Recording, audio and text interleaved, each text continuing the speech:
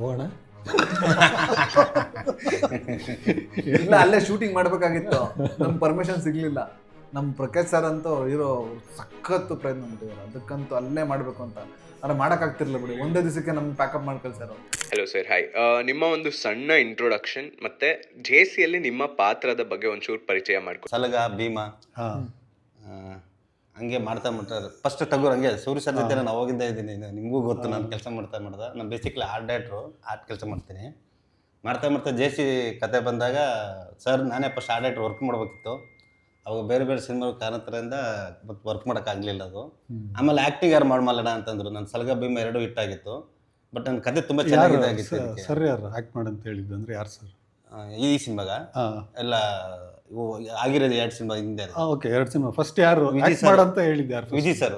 Okay, Vijay sir ಸಲಗದಲ್ಲಿ ನೀನು ಈ ಪಾತ್ರ ಮಾಡತ್ತೆ ಅಂತ ನಾನು ಆಗಲ್ಲ ಅಂತ ಓಡೋಗ್ಬಿಟ್ಟಿದ್ದೆ ಸ್ಮಾರ್ಟಿಂದ. ಇಲ್ಲ ನೀನು ಮಾಡ್ತೆ ಅಂತ ಹೇಳ್ಬಿಟ್ಟು ಪಾತ್ರ ಅದು ಮಾಡಿಸಿದ್ರು. ಅದಾದಮೇಲೆ ಭೀಮಾ ಕಂಟಿನ್ಯೂ ಮಾಡಿದೆ. ಅದಾದಮೇಲೆ ಜೇಸಿ ಮಾಡ್ತಾಯಿದ್ದೆ. ಓಕೆ, ಜೇಸಿಗೆ ಯಾರು ಕರೆದ್ರು? ಡೈರೆಕ್ಟರ್ ಕರೆದಿದ್ರು ಫೋನ್ ಮಾಡಿ ಬನ್ನಿ ಅಂತ. ಫಸ್ಟ್ ಲೊಕೇಶನ್ ರಿಯಲ್ ಜೇಸಿಗೆ ಹೋಗಿದ್ವಿ. ಅಲ್ಲಿ ಹೋಗಿ ಒಳಗಡೆ ಪರ್ಮಿಷನ್ ತೊಗೊಂಡೋಗಿ ನೋಡೋಷ್ಟಕ್ಕೆ ಎಲ್ಲಿ? ಪರಪರ ಜೈಲಿಗೆ ಹೋಗಿದ್ವಿ. ಓಕೆ, ಅಲ್ಲಿ ಯಾವುದೋ ಕಾರಣಾಂತರದಿಂದ ಪರ್ಮಿಷನ್ ಸಿಗಲಿಲ್ಲ. ಹಂಗಾಗಿ ಮಾಡ್ತಾ ತುಂಬ ಲ್ಯಾಗ್ ಆಗಿದ್ದಕ್ಕೆ ಮತ್ತೆ ಶಿವಮೊಗ್ಗ ಜೈಲಿಗೆ ಹಾಕ್ಕೊಂಡು ಅಲ್ಲಿ ಹೋಗಿ ವರ್ಕ್ ಮಾಡಿದ್ವಿ. ನಿಮ್ಮ ಕ್ಯಾರೆಕ್ಟರ್ ಏನು? ನಾನು ತುಂಬ ನಗಿಸುವಂಥ ಕ್ಯಾರೆಕ್ಟರ್, ನಾನು ಮಾಡೋದೇ ಅಂತ ಪಾತ್ರಗಳು ಸಿನಿಮಾದಲ್ಲಿ ಗೊತ್ತಾಗುತ್ತೆ ನೋಡಿದಾಗ.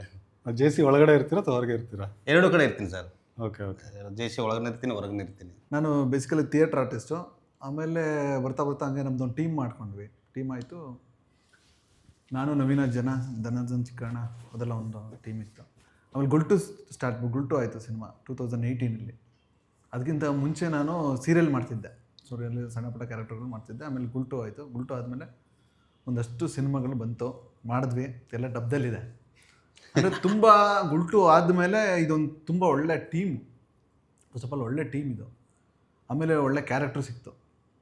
ಟೀಮಾದ ಒಳ್ಳೆ ಕ್ಯಾರೆಕ್ಟ್ರ್ ಬಂತು. ಕ್ಯಾರೆಕ್ಟ್ರ್ ಬಂದು A to Z. ಆದರೆ ನನ್ನ ಎಲ್ಲ ಸಿನಿಮಾಗಳಲ್ಲೂ ನನ್ನ ಕ್ಯಾರೆಕ್ಟ್ರ್ ನೇಮ್ಗಳು ತುಂಬ ಚೆನ್ನಾಗಿರುತ್ತೆ. ಫಸ್ಟ್ ಸಿನಿಮಾದಲ್ಲಿ ಗುಲ್ಟು ಸಿನಿಮಾದಲ್ಲಿ ಆಸ್ತಿ ಅಂತ ಕ್ಯಾರೆಕ್ಟರ್. ಆಸ್ತಿ ಕನ್ನಡದ ಆಸ್ತಿ. ಆಮೇಲೆ 2ನೇ ಸಿನಿಮಾದಲ್ಲಿ ಮೂಲಂಗಿ, ಅದು ಬರಲಿಲ್ಲ, ರಿಲೀಸ್ ಆಗಲಿಲ್ಲ, ಅದು ಸಿನಿಮಾ ಆಗಿದೆ. 3ನೇ ಸಿನಿಮಾ ಇದು A to Z. ಇನ್ನೊಂದು 2 ಸಿನಿಮಾ ಇದೆ, ಅದು ಸ್ಟಾರ್ಟ್ ಆಗ್ತಿದೆ. ಇನ್ನು ಅಲಂಕಾರ ವಿದ್ಯಾರ್ಥಿ ಎಲ್ಲ ಬರಬೇಕು, ಅದು ಸ್ಟಾರ್ಟ್ ಆಗ್ತದೆ. ಈ ಸಿನಿಮಾದಲ್ಲಿ ಕ್ಯಾರೆಕ್ಟರ್ ಏನು ಅಂತಂದರೆ ಇವನೊಬ್ಬ ನ್ಯೂಟ್ರಲ್ ರೌಡಿ. ನ್ಯೂಟ್ರಲ್ ಗೊತ್ತಲ್ಲ, ಗೇರ್ ಫಸ್ಟ್ ಸೆಕೆಂಡ್ ನ್ಯೂಟ್ರಲ್ ಆ ಥರ ಇರುತ್ತಲ್ಲ, ಆ ಥರ ರೌಡಿ ಇವನು. ಅವಾಜ್ ಆಗ್ತಾನೆ ಅಷ್ಟೇ, ಜಾಸ್ತಿ ಜಗಳಕ್ಕೆ ಹೋಗಲ್ಲ ಅವನು. ಇವನಿಗೆಲ್ಲ ಗೊತ್ತು, ರಾಜಕಾರಣಿ ಗೊತ್ತು, ದೊಡ್ಡ ದೊಡ್ಡ ರೌಡಿಗಳು ಗೊತ್ತು, ಪೊಲಿಟಿಷಿಯನ್ ಎಲ್ಲ ಗೊತ್ತು. ಆದರೆ ಯಾರ ಜೊತೆ ನೀವು ಜಗಳ ಮಾಡ್ಕೊಳ್ಳಲ್ಲ, ನ್ಯೂಟ್ರಲ್ಲೇ ಇಟ್ಕೊಂಡು ರೌಡಿ ಎಲ್ಲ ಏಯ್ ಏನೋ ಅಂತಾನೆ, ಏನೋ ಅಂತಂದರೆ ಇರೋ ಗೊತ್ತಿದೆ ಇರೋ, ಈ ಥರ ಇವನ ಕ್ಯಾರೆಕ್ಟ್ರು. ಇವನೊಂದು ಕ್ಯಾರೆಕ್ಟರ್ ಇರ್ತದೆ, ಹೀರೋ ಜೊತೆ ಟ್ರಾವೆಲ್ ಆಗುತ್ತೆ ಫುಲ್ಲು ಮೂವಿ.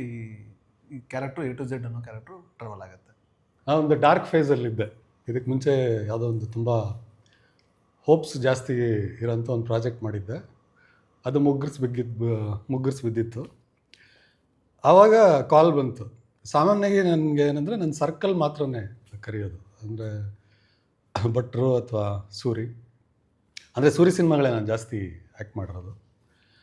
ಸೊ ಇದು ಹೊರಗಡೆ ಬಂದಾಗ ಯಾರಿದು ಟೀಮು, ಹೇಗೆ ಕರೀತಿದ್ದಾರೆ? ಫಸ್ಟ್ ಆಫ್ ಆಲ್ ನಾನು ಆ್ಯಕ್ಟ್ ಮಾಡ್ತೀನಿ ಅನ್ನೋದು ಅವ್ರಿಗೆ ಹೆಂಗೆ ಗೊತ್ತು? ಬಿಕಾಸ್ ನಾನು ಅಷ್ಟೊಂದು ಆನ್ ಸ್ಕ್ರೀನಲ್ಲಿ ಅಷ್ಟೊಂದು ಪಾಪ್ಯುಲರ್ ಇಲ್ಲ. ಅದೇ ನನಗೆ ಆಶ್ಚರ್ಯ ಆಯಿತು. ನನ್ನ ಕರೆಸಿದ್ರು ನಿಮ್ಮ ಐ ಥಿಂಕ್ ಚರಣ್ಣ ಯಾರೋ ಫೋನ್ ಮಾಡಿದ್ರು, ಈ ಥರ ಒಂದು ಕ್ಯಾರೆಕ್ಟರ್ ಇದೆ ಜೇಸಿನಲ್ಲಿ ಬರಬೇಕು. ನನಗೆ ಮೋರ್ ದೆನ್ ಮಾಡ್ತೀನಿ ಅನ್ನೋದಕ್ಕಿಂತ ನನಗೆ ಕ್ಯೂರಿಯಾಸಿಟಿ, ಏನಕ್ಕೆ ನಾನು ಕರೆದ್ರು ಅಂತ ಅದು ಜಾಸ್ತಿ ಇತ್ತು. ಸರಿ ಹೋದಾಗ ಡೈರೆಕ್ಟ್ರು ಸಿಕ್ಕಿದ್ರು. ಅವರು ಕ್ಯಾರೆಕ್ಟ್ರು ಹೀಗಿರುತ್ತೆ ಆಗಿರುತ್ತೆ, ಅದು ಬೇಡ ಸರ್, ಫಸ್ಟ್ ನನ್ನ ಯಾಕೆ ನೀವು ಸೆಲೆಕ್ಟ್ ಮಾಡಿದ್ರಿ? ಸರ್ ಇಂತಿನಿನ ಪ್ರೀತಿಯ ನನ್ನ ದೊಡ್ಡ ಫ್ಯಾನು.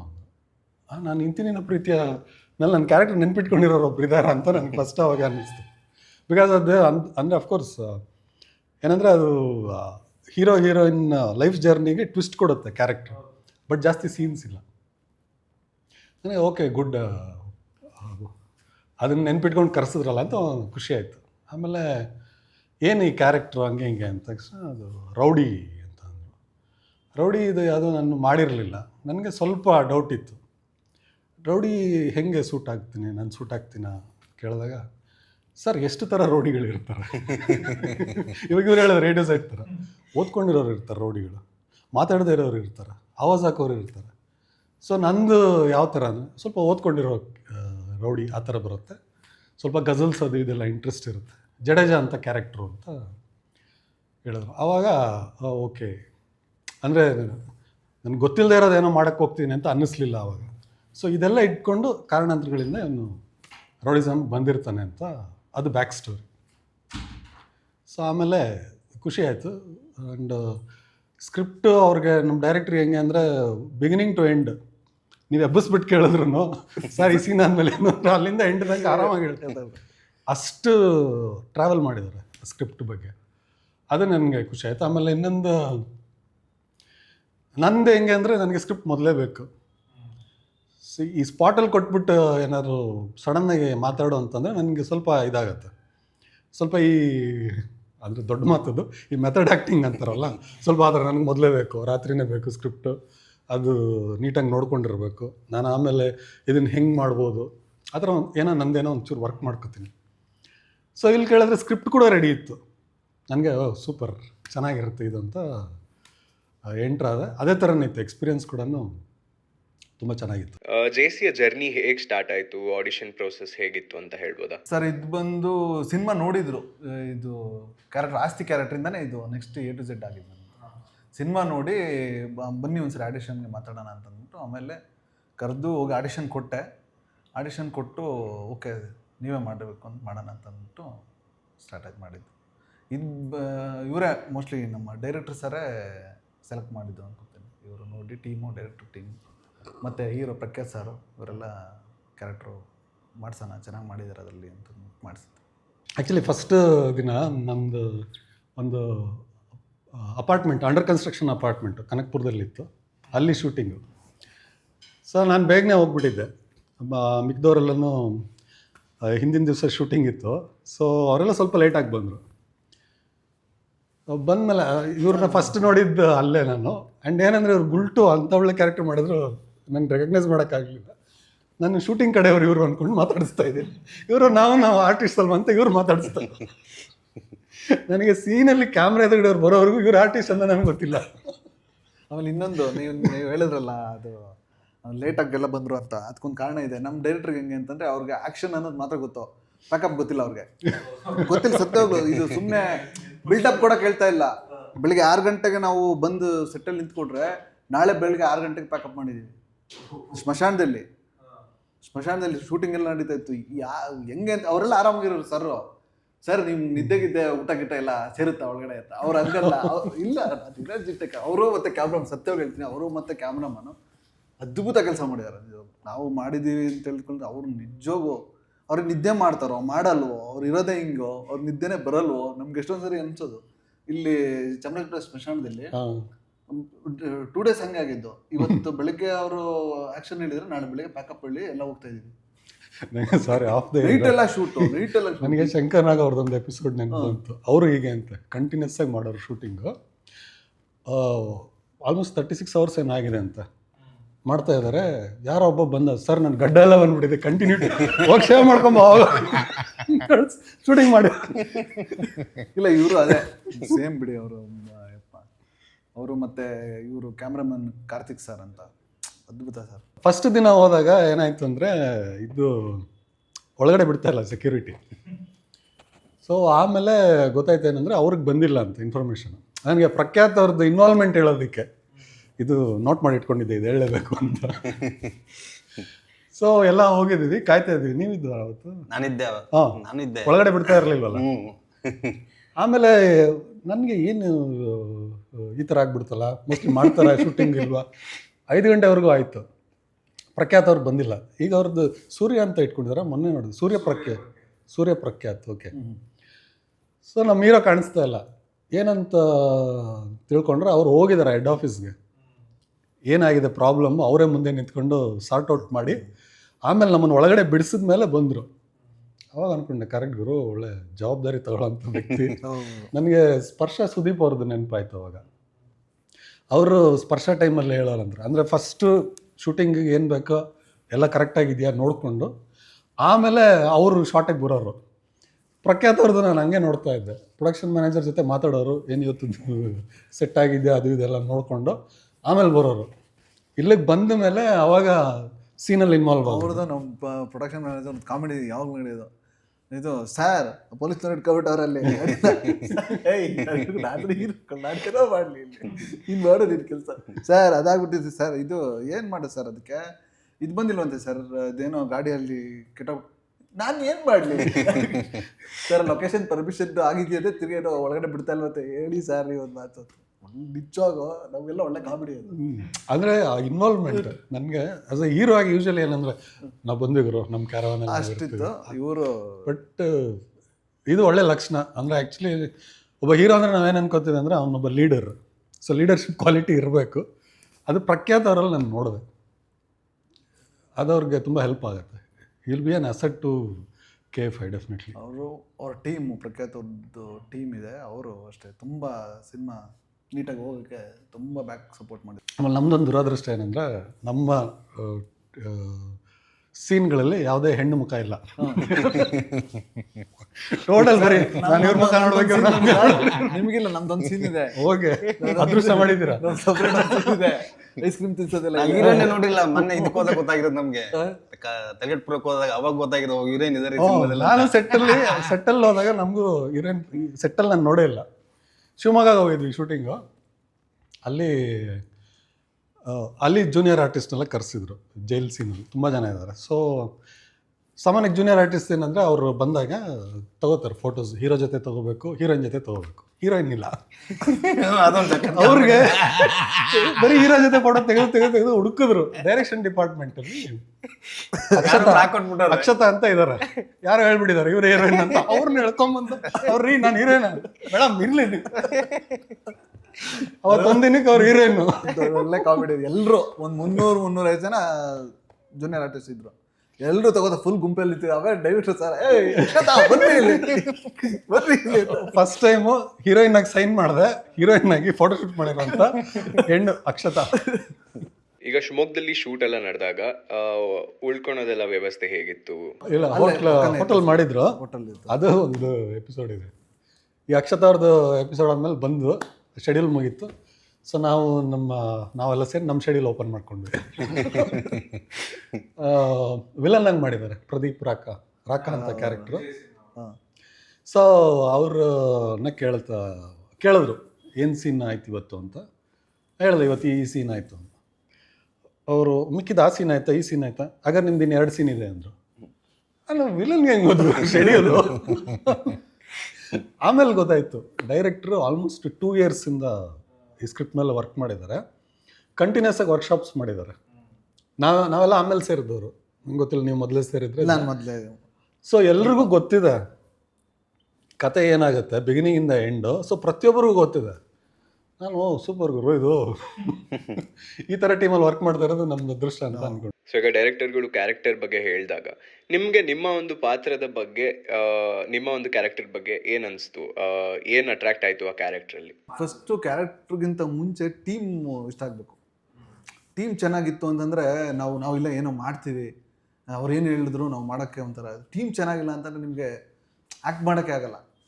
ಸರ್ನ ಬೇಕಾದ್ರೆ ಕೇಳಿ, ಎಕ್ಸ್ಪೀರಿಯನ್ಸ್ ಆಗೋದು ಅನ್ಸುತ್ತೆ. ಟೀಮ್ ಸೂಪರಾಗಿತ್ತು ಅಂತಂದರೆ ಏನು ಬೇಕಾದರೂ ಮಾಡ್ಬೋದು. ಅದು ಕ್ಯಾರೆಕ್ಟರ್ ಮೇಲೆ ನಮಗೂ ಬಂದು ಮನೇಲಿ ಏನಾದ್ರು ವರ್ಕ್ ಮಾಡೋಣ, ಹೋಗಿ ತೋರ್ಸೋಣ, ಹಿಂಗೆ ಮಾಡಬೇಕು ಅಂತ ಅನ್ಸುತ್ತೆ.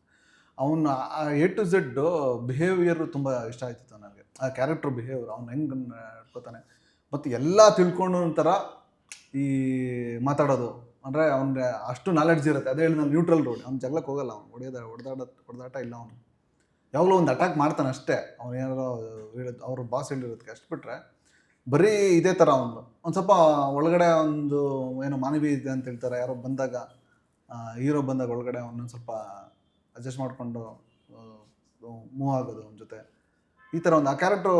ಆಮೇಲೆ ಫಸ್ಟ್ ಆಫ್ ಆಲ್ ಆ A to Z ಅನ್ನೋ ನೇಮೇ ತುಂಬ ಇಷ್ಟ ಆಯ್ತು ನನಗೆ.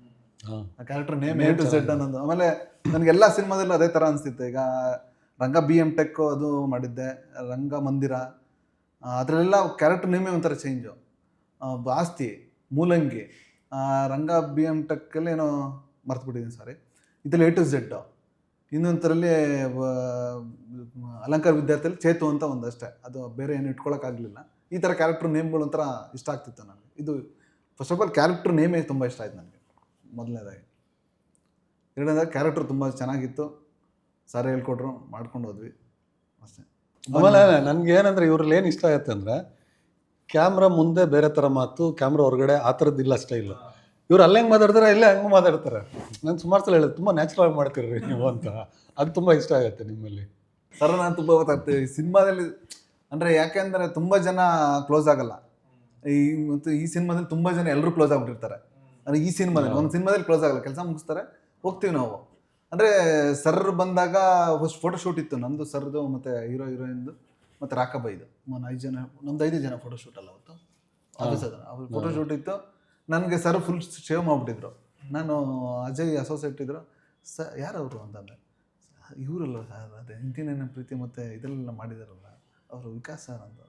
ಓ ವಿಕಾಸ್ ಸರ್ ಗೊತ್ತಾಯ್ತು ಅಂತ ಅಂದ್ಬಿಟ್ಟು ಅವಾಗ ಆಮೇಲೆ ಒಳಗಡೆ ಹೆಂಗೋ ಅಂದರೆ ಸ್ವಲ್ಪ ಸೀನಿಯರ್ ಆರ್ಟಿಸ್ಟ್ಗಳೆಲ್ಲ ಇವರೆಲ್ಲ ನಮ್ಗೆ ಒಂದು ಸ್ವಲ್ಪ ಗ್ಯಾಪ್ ಅಂತ ಇರುತ್ತೆ. ಸರ್ ಜೊತೆ ಕ್ಲೋಸ್ ಆದಮೇಲೆ ಏನು ಗ್ಯಾಪ್ ಇಲ್ಲ, ನಾವು ಗಂಟೆ ಮಾತಾಡಿದ್ವಿ. ಅದು ತುಂಬ ಇಷ್ಟ ಸರ್ ಜೊತೆ ನನಗೆ. ಅವರು ಓಪನ್ ಆರ್ಟ್ ಅವ್ರದ್ದು, ಅಂದರೆ ಹೇಗೆ ಇವರು ದೊಡ್ಡ ಡೈರೆಕ್ಟರ್ ಆಗ್ಬೋದಾಯ್ತು. ಇವರು ಸರ್ ಗೊತ್ತಲ್ಲ ನಿಮಗೆ, ಜಯಮನ್ ಮಗ ಸಿನಿಮಾ ಡೈರೆಕ್ಟ್ರ್ ಇವರು ಸರ್. ನಾನು ಅದೆಲ್ಲ ಮಾತಾಡಿದ್ವಿ ಸರ್, ಇದಾದ್ಮೇಲೆ ಯಾವುದೂ ಮಾತಾಡಿಲ್ಲ. ಅಂದರೆ ಸರ್ ಕೇಳಕ್ಕೆ ಬರಲ್ಲ, ಕೆಲಸ ಕೇಳಲ್ಲ ಅವರು. ಒಬ್ಬೊಬ್ರಿಗೆ ತುಂಬ ಚೆನ್ನಾಗಿ ವರ್ಕ್ ಮಾಡ್ತಿರ್ತಾರೆ, ಕತೆ ಹೇಳಕ್ಕೆ ಬರಲ್ಲ, ತುಂಬ ಚೆನ್ನಾಗಿ ಕೆಲಸ ಮಾಡ್ತಿರ್ತಾರೆ. ನಾನು ಇಂಥ ಕೆಲಸ ಮಾಡಿದೆ ಅಂತ ಹೇಳ್ಕೊಳಕ್ಕೆ ಬರಲ್ಲ ಆ ಥರ ಸರ್. ತುಂಬ ಸರಿ ಮಾತಾಡಿದ್ವಿ, ತುಂಬ ಸರಿ ಈ ಸಿನಿಮಾ ಬಗ್ಗೆ ಚರ್ಚೆ ಮಾಡಿರ್ತಿರ್ತೀವಿ. ತುಂಬ ಸಿನಿಮಾ ಬಗ್ಗೆ ಒಳ್ಳೆ ಒಪಿನಿಯನ್ ಇದೆ ಸರ್ಗೆ. ಅಂದರೆ ಸಿನಿಮಾ ಇಟ್ಟಾಗೆ ಆಗುತ್ತೆ ಅಂತ, ಅದೊಂದು ಸ್ವಲ್ಪ ನಿಮ್ಮ ಕ್ಯಾರೆಕ್ಟರ್ ಇಟ್ಟಾಗುತ್ತೆ, ಚೆನ್ನಾಗಿ ಮಾಡಿದ್ದೀರಾ ಅಂತ ಒಂಥರ ಖುಷಿ ಆಗ್ತಾಯಿತ್ತು ನನಗೆ. ಓ ಇವರೆಲ್ಲ ಇಷ್ಟಪಟ್ಟಿದ್ದಾರೆ ಅಂತಂದರೆ ಸ್ವಲ್ಪ ಕ್ಯಾರೆಕ್ಟರ್ ತುಂಬ ಚೆನ್ನಾಗಾಗಿದೆ ಅಂತ. ಡಬ್ಬಿಂಗ್ ಮಾಡಬೇಕಾದ್ರು ಹೇಳಿದ್ರು ಸರ್ ಬಂದು, ಇಲ್ಲ ಚೆನ್ನಾಗಿ ಮಾಡಿದ್ದೀರಾ ನೀವು, ತುಂಬ ಚೆನ್ನಾಗಿದೆ, ಖುಷಿ ಆಯಿತು. ಅದೇ ನಾವು ಯಾವುದೇ ಕ್ಯಾರೆಕ್ಟರ್ ತೊಗೊಂಡಾಗ ಅಂದರೆ ಡೆಪ್ತ್ ಇದೆಯಾ ಕ್ಯಾರೆಕ್ಟ್ರಿಗೆ ಅಂತ. ಈಗ ಇಡೀ ಸಿನಿಮಾ ಇರ್ಬೋದು ಸುಮ್ಮನೆ ಅಲ್ಲಿ ಇಲ್ಲಿ ಮಾತಾಡ್ಕೊಂಡು, ಬಟ್ ಅಲ್ಟಿಮೇಟ್ ಏನು ಮಾಡಲಿಲ್ಲ ಕ್ಯಾರೆಕ್ಟರ್ ಅಂದರೆ ಅದು ವೇಸ್ಟ್. ಸೊ ನಾನು ಫಸ್ಟ್ ಅದು ಹುಡುಕ್ತೀನಿ, ಅಂದರೆ ಏನಾದ್ರು ಇದೆಯಾ ಈ ಕ್ಯಾರೆಕ್ಟ್ರಿಂದ ಅಟ್ಲೀಸ್ಟ್ ಏನಾದರೂ ಬದಲಾವಣೆ ಆಗಬೇಕು, ಯಾರ್ದಾದ್ರೂ ಲೈಫ್ ಬದಲಾಗಬೇಕು. ಆ ಬದಲಾಗಿಲ್ಲ ಅಂದರೆ ಜನರ ಮನಸ್ಸಲ್ಲಿ ಉಳಿಯಲ್ಲ ಅದು. ಸೊ ಅದನ್ನು ಹುಡುಕ್ತೀನಿ ನಾನು, ಅದಿತ್ತು ಇದರಲ್ಲಿ. ಸೊ ಈ ಸಿನಿಮಾದಲ್ಲಿ ಸೊ ಅದು ನನಗೆ ಸೆಳೀತು. ಆ್ಯಂಡ್ ಅದಕ್ಕೆ ತಕ್ಕನಾಗೇ ಡೈಲಾಗ್ಸು, ಒಂದು ಡೈಲಾಗ್ ಅಂತೂ ನಮ್ಮ ಡೈರೆಕ್ಟ್ರಿಗೂ ತುಂಬ ಫೇವ್ರೇಟು, ಈ ಅನ್ನ ತಿನ್ನೋದ್ರ ಬಗ್ಗೆ. ಅದು ಗೊತ್ತಿಲ್ಲ ಅದು ಇದೆಯೋ ಅಲ್ಲೋ ಇವಾಗ ಸಿನಿಮಾದಲ್ಲಿ ನೀರಲ್ಲಿ. ಸೊ ಆ ಡೈಲಾಗು ತುಂಬ ಚೆನ್ನಾಗಿದೆ. ಫಿಲ್ಮಲ್ಲಿ ನೀವು ನೋಡಿದ್ರೆ ಕ್ಯಾರೆಕ್ಟರ್ಸ್ಗಳನ್ನು ತುಂಬ ಚೆನ್ನಾಗಿ ಬರ್ತಿದ್ದಾರೆ. A to Z ಆಗಿರ್ಬೋದು, ಜಡೇಜಾ ಆಗಿರ್ಬೋದು. ಆಮೇಲೆ ಫಸ್ಟ್ ಹಾಫ್ ಅಲ್ಲಿ ಅದೊಂದು ಆರ್ಕ್ ತೋರಿಸ್ತಾರಲ್ವಾ, ಸ್ಕೂಲ್ ಹುಡುಗನಿಂದ ಆ ಒಂದು ರೀತಿಯ ಟ್ರಾನ್ಸ್ಫಾರ್ಮೇಶನ್ ಆಗೋದು, ಮತ್ತೆ ಒಳ್ಳೊಳ್ಳೆ ಡೈಲಾಗ್ಸ್ಗಳು ಕೂಡ ಸಿಗುತ್ತೆ ನಮಗೆ. ಇದೆಲ್ಲ ಹೇಗಾಯ್ತು? ಅವ್ರು ನಿಜವಾಗೂ ಅದಂತೂ ಅವರು ಕ್ಯಾರೆಕ್ಟರ್ ವೇರಿಯೇಷನ್ಸ್ ಸ್ಟಾರ್ಟ್ ಆಗುತ್ತೆ, ಅದು ಬ್ಯೂಟಿಫುಲ್ ಆಗಿದೆ. ಅವರು ವರ್ಕ್ ತುಂಬ, ಅವರು ಮತ್ತು ರಾಕಾಬಾಯ್ದು ಒಂದು ಫೈಟ್ ಇದೆ ಸರ್, ಒಂದು 4 days ಮಾಡಿದ್ವಿ. ಅವ್ರು ಎಷ್ಟು ಟೈರ್ಡ್ ಆಗಿದ್ರು ಅಂದರೆ ನಾವು ನಿಂತ್ಕೊಂಡು ಟೈರ್ಡ್ ಆಗಿದ್ವಿ, ಅವರು ಫೈಟ್ ಮಾಡಿ ಟೈರ್ಡ್ ಆಗ್ತಾಯಿದ್ರು. ಯಾಕೆಂದರೆ ಧೂಳಿಗೆಲ್ಲ ಆಗ್ತಿರಲಿಲ್ಲ ನಮ್ಗೆ ನಿಂತ್ಕೊಳ್ಳೋಕ್ಕೆ, ನಾವು ಹೋಗ್ತಾ ಇದ್ವಿ. ಅವರು ಮತ್ತು ರಾಕಾಬಾಯ್ ಹೊಡೆದಾಡಿ ಅವರಿಬ್ಬರು ನಿಜವಾಗ ನಮ್ಗೆ ಅನ್ಸುತ್ತೆ ಏನೋ ಬೇರೆ ನೋಡೋರ್ಗೆ ಅನ್ಸುತ್ತೆ ಸಿನಿಮಾ ನೋಡೋದ್ರೆ ಏನು ಫೈಟ್ ಮಾಡಿದ್ರು ಅಂತ. ಅಲ್ಲಿ ಮಾಡ್ಬೇಕಾದ್ರೆ ಅವ್ರು ಬಿದ್ದು ಎದ್ದು ಅವ್ರಿಗೆಲ್ಲ ಏಟಾಗಿ ಪಾಪ ಎಲ್ಲ ಹೊತ್ತೆ ಅವ್ರನ್ನ ಸರಿ ಮಾಡಿ ತಿರ್ಗಾ ಕಳ್ಸೋದು. ಈ ಎಲ್ಲ ಮಾಡ್ತಾರೆ ನೋಡಿ, ಈ ಟಗರುಗಳನ್ನೆಲ್ಲ ಫೈಟಿಗೆ ಬಿಟ್ಬಿಟ್ಟು ತಿರ್ಗಾ ಅವ್ರೆಲ್ಲ ಸಾವಿರ ಕಳಿಸ್ತಿಲ್ಲ, ಎಲ್ಲ ಮಸಾಜ್ ಮಾಡ್ತಿದ್ರು. ಹೌದು, ಆಗ್ತಿರ್ಲಿಲ್ಲ ಅವ್ರಿಗೆ. ಎಷ್ಟು ಅಂತ ಮಾಡೋಕ್ಕಾಗತ್ತೆ, ಏನು ಬೀಳೋದು ತಿರ್ಗಿ ಹೇಳೋದು. ತಿರ್ಗಾ ರೀಟೆಕ್ ಅರ್ಜುನ್ ಸರ್ ಫೈಟ್ ಮಾಸ್ಟ್ರು, ಅವ್ರ ತಲೆಗಡೆ ರೆಡಿ ಪ್ರತಿ ಸಲ ನಿಮಗೆ ಫಿಲ್ಮಲ್ಲಿ ಒಳ್ಳೊಳ್ಳೆ ಡೈಲಾಗ್ ಸಿಗುತ್ತಲ್ಲ, ಹೆಂಗೆ ಅದು ಸರ್ ನಾನು ಮುಂಚೆನೇ ಹಿಂಗೆ ನಾನು ಮಾಡ್ಬೇಕಂದ್ರೆ ಮುಂಚೆನೇ ಎದ್ಕೊಂಡ್ಬಿಟ್ಟಿದ್ದೆ. ನಾನು ಲೊಕೇಶನ್ ನೋಡ್ಬೇಕಾದ್ರೆ ಜೊತೆಲೇ ಇದ್ದೇನೆ ಸರ್ ಜೊತೆಲೆಲ್ಲೂ. ಒರಿಜಿನಲ್ ಲೊಕೇಶನ್ ಎಲ್ಲ ಕಡೆ ತಿರುಗಾಡ್ಬೇಕಾದ್ರೆ ನಾನು ಚೇತನ್ ಸರ್ ಜೊತೆ. ಅವಾಗ ನೀವು ಮಾಡ್ತೀಯ ಕಣಂತ. ಆಮೇಲೆ ಮಾಸ್ಟರ್ನ ಬಂದು ಒಂದು ದಿವಸ ಹೇಳಿದ್ರು, ಇಲ್ಲ ಇವ್ನು ಕೂಡ ಇದು ಮಾಡ್ತಾನೆ, ತೊಂದರೆ ಇಲ್ಲ ಇವನು, ಬಟ್ ಅವನು ಹಿಂಗೆ ಮಾಡ್ತಾನೆ ನೋಡಿ. ನಂಗೆ ತುಂಬ ಪರಿಚಯ ಆದ್ರೇ ಆ್ಯಕ್ಟ್ ಮಾಡೋಕ್ಕಾಗದು ಯಾರ ಜೊತೆ. ನಾನು ಯಾರೋ ಕೊಡ್ಸ್ಬಿಟ್ಟು ಪೇಪರ್ ಕೊಟ್ಬಿಟ್ಟು ಇದು ಓದ್ ನೀನು ಮಾಡೋದನ್ನ ಕೈಲಿ ಆಗಲ್ಲ, ಡೈಲಾಗ್ ಹೇಳ್ಬೇಕು, ಹಿಂಗೆ ಮಾಡಿ ಇಲ್ಲ ನೀನು ಹೇಳ್ಕೊಡ್ತೀನಿ ಹಿಂಗೆ ಮಾಡಂದ ನಾನು ನೀಟಾಗಿ ಮಾಡ್ತೀನಿ. ಅದು ನಂಗೆ ತುಂಬ ಕಂಫರ್ಟಬಲ್ ಇರ್ತದೆ ಚೇತನ್ ಸರ್ ಜೊತೆ. ಮುಂಚೆಯಿಂದ ತಿರುಗಾಡ್ತಿದ್ದಲ್ಲ ಅವ್ರ ಜೊತೆ, ಅದು ಒಂಚೂರು ನನಗೆ ಈಸಿ ಆಗೋಯ್ತು ವರ್ಕ್ ಮಾಡೋಕ್ಕೆ ಅವ್ರ ಜೊತೆ. ಈಗ JC ಯೂನಿವರ್ಸಿಟಿ ಅಂದಾಗ ಎಲ್ಲ ಯಾವುದು ಕಾಲೇಜ್ ಬಗ್ಗೆ ಅಂತಾನೆ ಅನ್ಕೋತಾರೆ, ಬಟ್ ಟ್ರೇಲರ್ ಎಲ್ಲ ನೋಡಿದವ್ರಿಗೆ ಒಂದು ಸೆನ್ಸ್ ಬರುತ್ತೆ, ಇದು ಜುಡಿಷಿಯಲ್ ಕಸ್ಟಡಿಯ ಯೂನಿವರ್ಸಿಟಿ, ಈ ಪ್ರಪಂಚನೇ ಬೇರೆ, ಒಂದು ಭೂಗತ ಪ್ರಪಂಚ ಇದು ಅಂತ. ಸೊ ನೀವು ಸ್ಕ್ರಿಪ್ಟ್ ಜೊತೆನೆ ಹಲವಾರು ವರ್ಷಗಳ ಕಾಲನೂ ನೀವು ಸ್ಕ್ರಿಪ್ಟ್ ಜೊತೆನೆ ಇದ್ದೀರಾ. ಸೊ ನಿಮಗೆ ಹೇಗೆ ಅನ್ಸುತ್ತೆ ಪರ್ಸ್ನಲಿ ಆ ಜಗತ್ತು? ನಿಮ್ಮ ಒಪಿನಿಯನ್ ಏನು? ನನಗನ್ಸೋದು ಏನಂದರೆ ತಿಳುವಳಿಕೆ ಒಳ್ಳೆಯದು. ಅಂದರೆ ಈಗ ಈ JCನಲ್ಲಿ ನಮಗೆ ಹೈರಾರ್ಕಿ ಅಂತ ಕರಿತೀವಿ, ಅಂದರೆ ಒಂದು ವ್ಯವಸ್ಥೆ ಇರುತ್ತೆ. ಇಲ್ಲಿ ಇವನು ಟಾಪು ಇವನು ಬಾಟಮ್ ಅನ್ನೋದು ಇರುತ್ತಲ್ಲ, ಅದು ಅಲ್ಲೂ ಇದೆ. ನಮ್ಗೆ ಅಲ್ಲಿ ಹೋದ್ಮೇಲೆ ಗೊತ್ತಾಗಿದ್ದು. ಅಂದರೆ ಇವಾಗ ಫಾರ್ ಎಕ್ಸಾಂಪಲ್ ನನ್ನ ಕ್ಯಾರೆಕ್ಟ್ರಿಗೆ ನನಗೆ ಬಾಸ್ ನಿಂಗೆ ಹತ್ತನ್ನು ಕೊಡಲ ಇತ್ತನ್ನು ಕೊಡಲ ಅನ್ನೋರು ಇರ್ತಾರೆ. ಸೊ ಅವನೊಂಥರ ಒಂದು ಟಾಪ್ ಆಫ್ ಇದು. ಅದೇ ಥರ ಇನ್ನೊಬ್ಬರು ಇರ್ತಾರೆ, ಇವರಿಬ್ಬರ ಮಧ್ಯೆ ಆಗದೆ ಇರ್ಬೋದು. ಅಂದರೆ ಏನು ಈ ಪ್ರಪಂಚ ಹೊರಗಡೆ ಪ್ರಪಂಚ ಏನಿದೆ ಅದೇ ಥರನೇ ಅಲ್ಲೂ ಒಂದು ಸಿಸ್ಟಮ್ ಇದೆ, ಒಂದು ವ್ಯವಸ್ಥೆ ಇದೆ. ಅಲ್ಲೂ ಕೂಡ ಕ್ರೈಮ್ ಇದೆ, ಅಲ್ಲೂ ಒಳ್ಳೆಯವರಿದ್ದಾರೆ. ಅಂದರೆ ವಿತಿನ್ ದ ಕ್ರೈಮ್ ಇದರೊಳಗಡೆ ಇವಾಗ ಇವರೆಲ್ಲ ನಾವು ಅಂದರೆ ಗೈಡ್ ಮಾಡೋದು ಹೀರೋಗೆ, ನೀನು ಹಂಗಿರಬೇಕು ಹಿಂಗಿರಬೇಕು, ಆ ಟೀಮ್ ಸರಿ ಇಲ್ಲ ಈ ಟೀಮ್ ಸರಿ ಇದೆ, ನೀನು ಅಂದರೆ ಗೈಡ್ ಮಾಡೋರು ಆ ಥರದವರು ಇರ್ತಾರೆ. ಸೊ ಒಂದು ವ್ಯವಸ್ಥೆನ ತಿಳ್ಕೊಳ್ಳೋದು ಒಳ್ಳೇದೇ ಅಲ್ವಾ? ತಿಳುವಳಿಕೆ ಯಾವತ್ತಿದ್ರೂ ಒಳ್ಳೆಯದೇ. ಪ್ರಪಂಚ ಹಿಂಗೆ ನಡೆಯುತ್ತೆ. ಬಿಕಾಸ್ ಬರೀ ಲಾನೇ ನಡೆಯುತ್ತೆ ಎಲ್ಲ ಕಡೆನೂ ಅನ್ನೋದು ಅದು ಸುಳ್ಳು. ಬಟ್ ನಾವು ಅದನ್ನೇ ಹೇಳಬೇಕು. ಪೊಲಿಟಿಕಲಿ ಕರೆಕ್ಟಾಗಿರ್ಬೇಕಂದ್ರೆ ಕಾನೂನು ಹಿಂಗಿದೆ, ಕಾನೂನು ಪ್ರಕಾರ ನಡಬೇಕು. ಬಟ್ ಲೈನ್ ಕ್ರಾಸ್ ಯಾವಾಗಲೂ ಆಗೇ ಆಗುತ್ತೆ. ಪ್ರತಿಯೊಬ್ಬರ ಲೈಫಲ್ಲೂ ಲೈನ್ ಕ್ರಾಸ್ ಆಗೇ ಇರುತ್ತೆ. ನಾನು ಹೆಲ್ಮೆಟ್ ಹಾಕ್ಕೊಂಡು ಹೋದೆ, ಸಿಗಾಕೊಂಡಾಗ ಅಫ್ಕೋರ್ಸ್ ಇವಾಗೆಲ್ಲ ರೂಲ್ಸ್ ಚೇಂಜ್ ಆಗಿದೆ, ನಾನೆಲ್ಲ ಒಂದು ಕಡೆ ಬ್ರೈಬ್ ಕೊಟ್ಟಿರ್ತೀನಿ. ನಾನು ಕೊಟ್ಟಿದ್ದು ತಪ್ಪು, ಅವ್ರು ತೊಗೊಂಡಿದ್ದು ತಪ್ಪು. ಬಟ್ ವ್ಯವಸ್ಥೆನಲ್ಲಿ ಅದು ನಡೆಯುತ್ತೆ. ಅದನ್ನು ಓಪನ್ ಆಗಿ ನಾವು ಒಪ್ಕೊಳ್ಳಲ್ಲ. ಸೊ ಸಿನಿಮಾದೆಲ್ಲ ತೋರಿಸೋದ್ರಿಂದ ಅದು ಒಳ್ಳೆಯದೇ ಅಲ್ವಾ? ಯಾರೊಬ್ಬ ಎಲ್ಲೋಗರು ನಾನು ನಿಯತ್ತಾಗೆ ಬದುಕ್ತೀನಿ, ಇದು ಪ್ರಪಂಚ ನಿಯತ್ತಾಗೆ ನಡೀತಾ ಇದೆ ಅಂತ ಹೋದರೆ ಅವನು ಎಷ್ಟು ಪ್ರಾಬ್ಲಮ್ಸ್ ಫೇಸ್ ಮಾಡಬೇಕಾಗತ್ತೆ ಲೈಫಲ್ಲಿ. ಇದು ಒಳ್ಳೆಯದೇ. ನಾವು ಇರೋದು ಹಿಂಗೆ, ಬದಲಾಗೋದಾದರೆ ಒಟ್ಟಿಗೆ ಬದಲಾಗೋಣ. ಬಟ್ ಈಗ ಸದ್ಯದ್ದಿರೋ ಸ್ಥಿತಿ ಏನಿದೆ ಅದನ್ನು ತೋರಿಸ್ತಾ ಇದೆ ಅಂತ ಅನ್ಸುತ್ತೆ ನನಗೆ.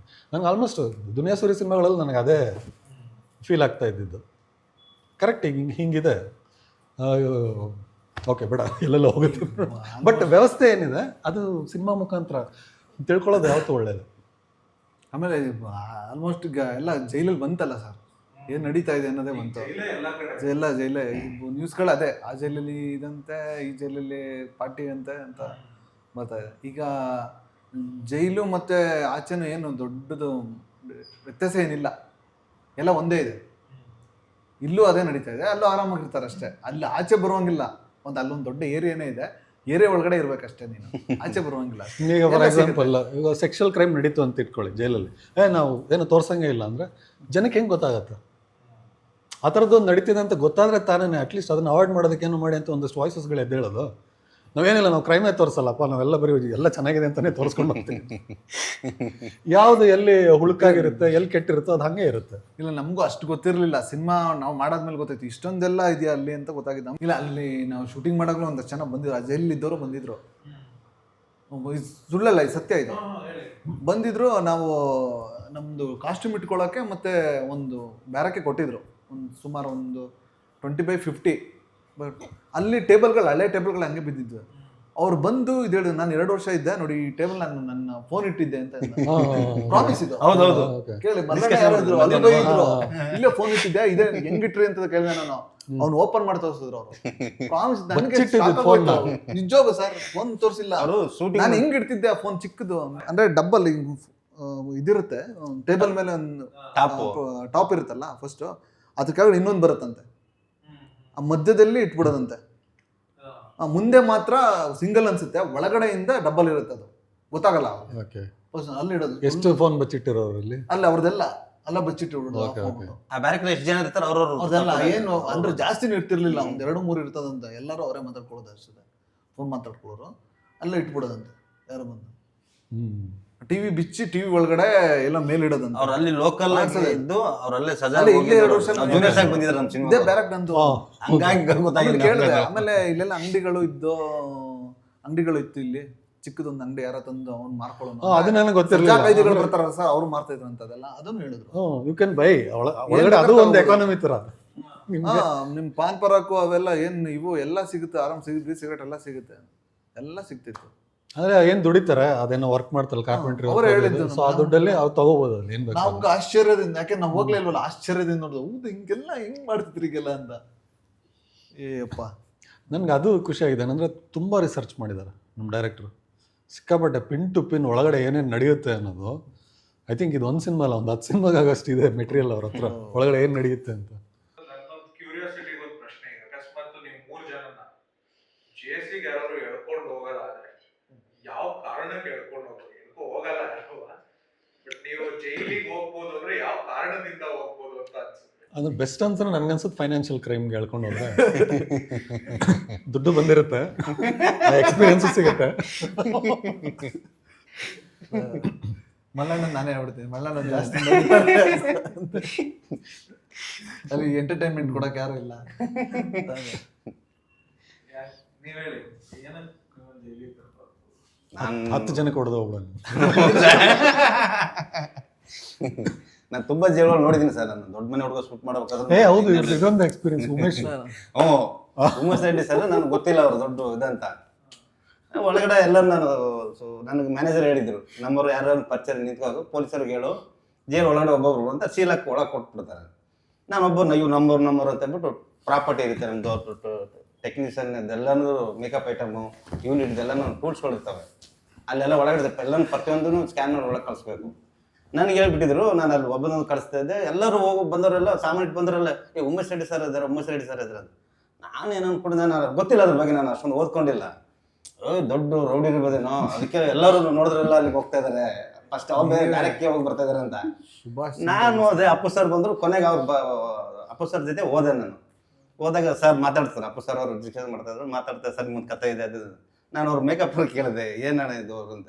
ಅವ್ರು ದೊಡ್ಡ ಹೆಸರಾದ್ರೆ ಕೊಂಡು ನಿನ್ಗೆ ಗೊತ್ತಿಲ್ಲ ಬಾ ಅಂತ ಕರ್ಕೊಂಬಂದ್ರು ಆಚೆಗೆ. ಅಲ್ಲ, ಆಮೇಲೆ ಇನ್ನೊಂದು ಅವ್ರ ಜೊತೆನೆ ಸ್ವಲ್ಪ ಹೊತ್ತು ಇರೋ ಟೈಮ್ ಬಂತು ಅಂತಲ್ಲ, ಯಾರು ಅಂತ ಬಂದ್ಮೇಲೆ ಗೊತ್ತಾಯ್ತು ಉಮೇಶ್ ರೆಡ್ಡಿ. ನಮ್ಗೆ ಗೊತ್ತಿಲ್ಲ ಅದು. ಅವ್ರಿಗಂತ ಸಪ್ರೇಟ್ ಒಂದು ರೂಮ್ ಇತ್ತು ಅಲ್ಲೇ. ನಮ್ಗೆ ಅದು ಅಷ್ಟು ಗೊತ್ತಿಲ್ಲ ಅವ್ರು ಹೆಂಗಿದಾರಂತ.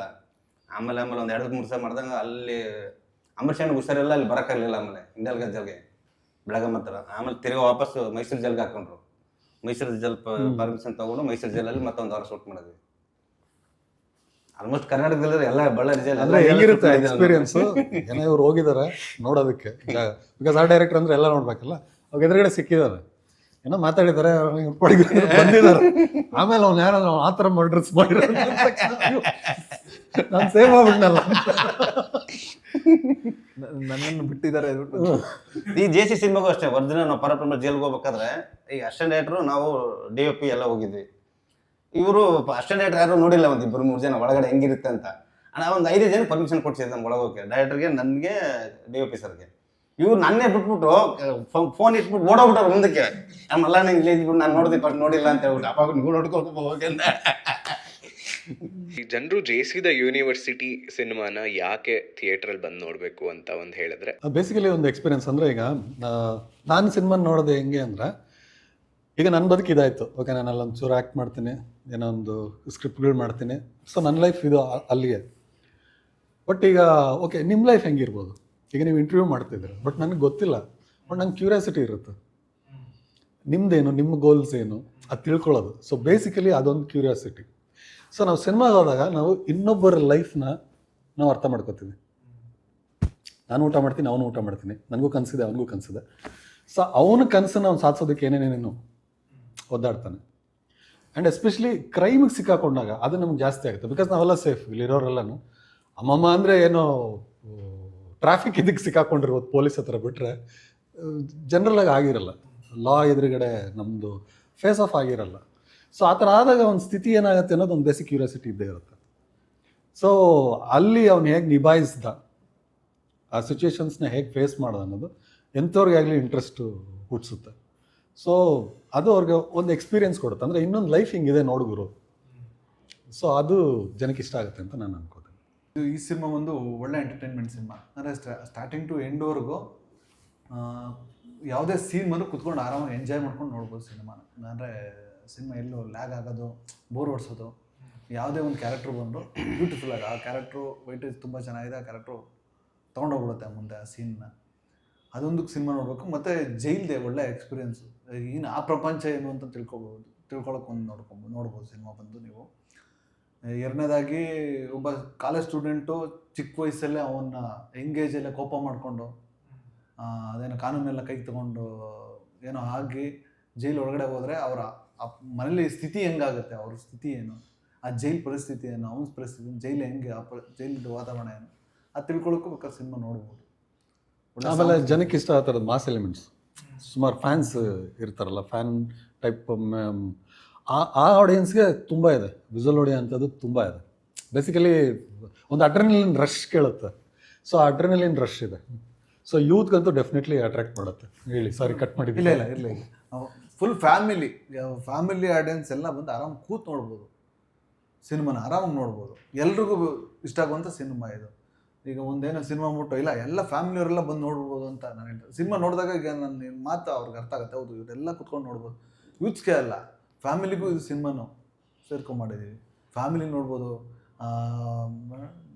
ಕ್ರೈಮ್ ಮಾಡೋರು ನೋಡ್ಬೋದು, ನೋಡ್ಬೋದು. ಸಿನಿಮಾ ಹಂಗಿದೆ, ಎಲ್ಲರೂ ಬಂದು ನೋಡ್ಬೋದು.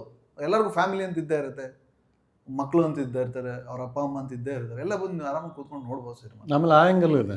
ಅಂದರೆ ಒಬ್ಬ ಅಪ್ಪ ಹೇಗೆ ರಿಯಾಕ್ಟ್ ಮಾಡ್ತಾನೆ, ಅವನು ಎಕ್ಸ್ಪೆಕ್ಟ್ ಮಾಡ್ತಾ ಇರೋದು ಮಗ ಚೆನ್ನಾಗಿ ಒಳ್ಳೆ ಎಜುಕೇಷನ್ ತೊಗೊಂಡು ಮುಂದೆ ನನಗೆ ಆಸರೆ ಆಗ್ತಾನೆ. ಪ್ಲಸ್ ಇದು ಇರುತ್ತಲ್ಲ, ಎಲ್ಲ ತಂದೆ ತಾಯಿಗೂ ಸಮಾಜದಲ್ಲಿ ಒಳ್ಳೆ ಹೆಸರು ತಗೋಬೇಕು ಅಂತ. ಸೊ ಕೆಟ್ಟ ಹೆಸರು ಬಂದಾಗ ತಂದೆ ಅವನ ಮನಸ್ಸಲ್ಲಿ ಏನು ನಡೆಯುತ್ತೆ, ಅವ್ನು ಫೇಸ್ ಮಾಡೋಂತಹ ಪ್ರಾಬ್ಲಮ್ಸ್ ಏನು ಸೊಸೈಟಿಲಿ. ಸೊ ಆ ಆ್ಯಂಗಲ್ಲು ಟಚ್ ಆಗಿದೆ. ಆ್ಯಂಡ್ ಅವನೇನು ನಿರ್ಧಾರ ತಗೋತಾನೆ. ಸೊ ಅದು ಫ್ಯಾಮಿಲಿ ಆ್ಯಂಗಲಿಂದ ಅದು ವರ್ಕ್ ಆಗುತ್ತೆ. ನಾವು ತುಂಬ ಕಡೆ ನೋಡಿದ್ದೀವಿ, ನಾವು 2 ಸಲ ನೋಡ್ಬೇಕಾದ್ರೆ ಆ ಥರ ನಡೀತಾ ಇದೆ ಎಲ್ಲರ ಮನೆಗಳಿಗೆ ಬೆಂಗಳೂರು ಸಿಟಿಯಲ್ಲಿ ಈಗ. ಬಟ್ ಈ ಸಿನಿಮಾ ಈಗ ಬೇಕು ಬೆಂಗಳೂರಿಗೆ ಜನಕ್ಕೆ, ಎಲ್ಲನೂ ಬೆಂಗಳೂರು ಸಿಟಿಗೆ ಅಂತಲ್ಲ, ಎಲ್ಲ ಕಡೆನೂ ಹಂಗೆ ಇದೆ. ತುಂಬ ಕಡೆ ಆ ಥರ ಕೆಲಸಗಳು ಆಗ್ತಾ ಇದೆ, ಗೊತ್ತಾಗಲ್ಲ ಎಲ್ಲನೂ. ಈಗ ನಾವು ಬಂದು ಮೀಡಿಯಾದಲ್ಲಿ ಕುತ್ಕೊಂಡು ಮಾತಾಡಕ್ಕೆ, ಅವ್ರು ಬಂದು ಮೀಡಿಯಾದಲ್ಲಿ ಬಂದು ಕುತ್ಕೊಂಡು ಮಾತಾಡೋಕ್ಕಾಗಲ್ಲ. ಅದಕ್ಕೋಸ್ಕರ ಅಟ್ಲೀಸ್ಟ್ ಸಿನಿಮಾ ನೋಡ್ಬಿಟ್ಟು ಒಳ್ಳೇದಾಗಿಲ್ಲ ಅಂತ ಕೇಳ್ತಾ ಹೋಗ್ಬೋದು. ಎಲ್ಲ ಆಲ್ಮೋಸ್ಟ್ ಎಲ್ಲರೂ ಅಗ್ರೆಸಿವ್ ಆಗಿ ಇರ್ತಾರೆ. ಗಾಡಿ ಓಡಿಸ್ಬೇಕಾದ್ರೆ ಎಲ್ಲ ಅಗ್ರೆಸಿವ್ ಆಗಿ ಇರ್ತಾರೆ. ಒಂದು ಕ್ಷಣಕ್ಕೆ ಅದು ಏನೋ ಬೇರೆ ಚೇಂಜ್ ಆಗುತ್ತೆ. ಅದಾಗಬಾರ್ದು ಅಂತ, ಅಗ್ರೆಸಿವ್ ಆಗಿ ಇಟ್ಕೊಂಡು ಆಗಬಾರ್ದು ಅಂತ ಸಿನಿಮಾ ನೋಡ್ಬೋದು. ಒಂದ್ಸರಿ ನೀವು ನೋಡಿ ಆರಾಮಾಗಿ. ಸಿನಿಮಾ ಮಜಾ ಕೊಡುತ್ತೆ. ನಾವು ನೋಡಿ ಅಂತಾರೆ, ಒಂದು 3 ಡೇಸಲ್ಲಿ ಸಿನಿಮಾ ಗೊತ್ತಾಗ್ಬಿಡುತ್ತೆ ನಿಮ್ಗೆ ಏನಂತ. ನಾವೇನೋ ಮಾಡಿದ್ದೀವಿ ಅನ್ನೋದಕ್ಕಿಂತ 3 ಡೇಸಲ್ಲಿ ನಿಮಗೆ ಗೊತ್ತಾಗುತ್ತೆ. ಒಂದ್ಸರಿ ಸಿನಿಮಾ ಜನನೇ ಮಾತಾಡ್ತಾರೆ. ಹಂಗಾಗಬೇಕು ಅಷ್ಟೇ. ಒಂದ್ಸರಿ ನೋಡಿ ನೀವು, ನಾನು ಹೇಳೋದು ಆಡಿಯನ್ಸ್ ಹೇಳೋದು, ದಯವಿಟ್ಟು ಒಂದ್ಸರಿ ನೋಡಿ, ಸುಮ್ಮನೆ ಒಂದ್ಸರಿ ನೋಡಿ, ನಿಮ್ಗೆ ಹೆಂಗೆ ಅನಿಸುತ್ತೆ ಅದನ್ನು ನೋಡಿ. ಬರಲಿ ಯಾವ್ದಾರು ಲಿಂಕ್ ಸಿಕ್ಕಿದ್ರೆ ನೋಡೋಣ, ಲಿಂಕ್ ಕಳಿಸ್ತಾರೆ, ಪೈರಸಿ ನೋಡೋಣ ಅಂತಕ್ಕಿಂತ ಮುಂಚೆ ಇಲ್ಲ ಇದು ಎದ್ದೇಳುತ್ತೆ. ಮೋಸ್ಟ್ಲಿ ಹೆಂಗ್ ಬರುತ್ತೆ ಟಾಕ್ ಅಂದ್ರೆ ಇನ್ನ ನೋಡಿಲ್ವಾ, ಥಿಯೇಟರ್ ನೋಡಿಲ್ವಾ, ಆ ಟಾಕ್ ಬರ್ಬೇಕು. ಅದು ಥಿಯೇಟ್ರಲ್ಲಿ ನೋಡುವಂತ ಸಿನಿಮಾ ಇದು. ಅದಂತಸುತ್ತೆ, ನೀವು ಮೊಬೈಲ್ ನೋಡ್ರೆ ಮಜಾ ಕೊಡೋದು, ಥಿಯೇಟ್ರಲ್ಲೇ ನೋಡ್ಬೇಕು ಸಿನಿಮಾ, ಮಜಾ ಕೊಡೋದು. ಇವತ್ತು ನಾನು ಬದುಕಿದ್ದೀನಿ ಅಂದರೆ ಅವತ್ತು ಅವನ್ನ ಸಾಯಿಸಲೇಬೇಕಿತ್ತು.